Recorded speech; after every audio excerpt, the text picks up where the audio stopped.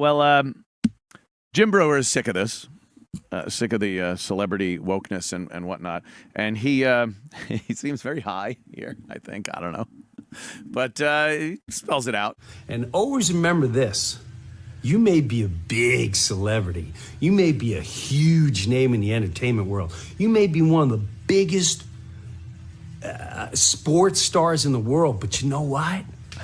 That doesn't mean you're moral, doesn't mean you're smart, doesn't mean you're a good person. It sounds like he's threatening at some points. It sounds like I know who you are. Like, it's not like this vague, because he talks about it in a little bit. It's not like these vague references. It's like, you know, comedians. Yeah, watch it. It's fucking pretty good. All that means is that you are a slave to this.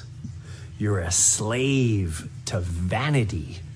You're a slave to the dictatorship to keep you on top of that mountain.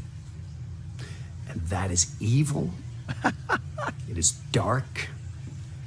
It's creepy. It's soulless. Soulless. So that's on you. All you names that are trying to come out and make your stance and tell people what you think they should be doing. I'm telling you, the Wellmont Theater, I'm not doing it. It's for December 3rd, and I'm not apologizing. I will not do a show where they force you to come out and laugh, and the only way you can do that is that you need to get a shot? No. Or you gotta go no. No. So unfortunately, the Wellmont Theater, not doing it, and the Royal Oak Theater, not doing it. I will say this about the Royal Oak. They asked if I would not cancel and reschedule. They believe, and they have hopes, that these big companies that do all the touring and book these venues and own the venues and monopolize the venue and get paid by big pharmaceutical to make lots of money. They're hoping that this changes. But until it does, I cannot perform these venues. I will not perform. I would never put my child in that predicament. God damn. Yeah, there's another one for some reason.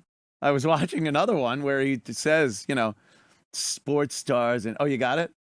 Okay. And let me tell you something about some big sports stars. Yeah.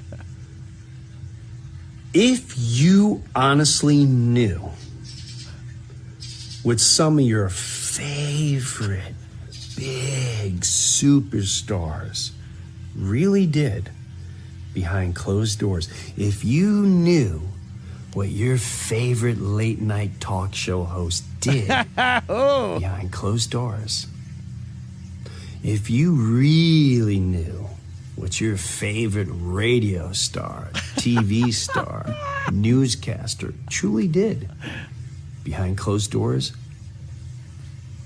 none of us are perfect. We all do weird things. We're all freaky and weird and crazy.